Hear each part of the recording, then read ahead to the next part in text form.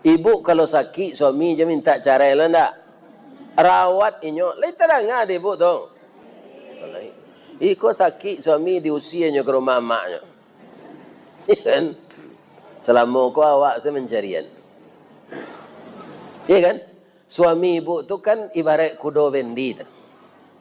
Iya kan? Kudo bendi ibu, barasa isi bendi tu nyelo dek kudo tu. Lah 2 kali kusia makan, nan kudo ko ndak nyopa bason kan. Kusia makan tu kan nyombiak sempera tu di lapau, anyo batonggok de te bendi tu le. Le do nyoba baso ke kudo na melo bendi ko. Do, asam badang do. Le do. Nggak ada. Nyo gias sagu bacancang.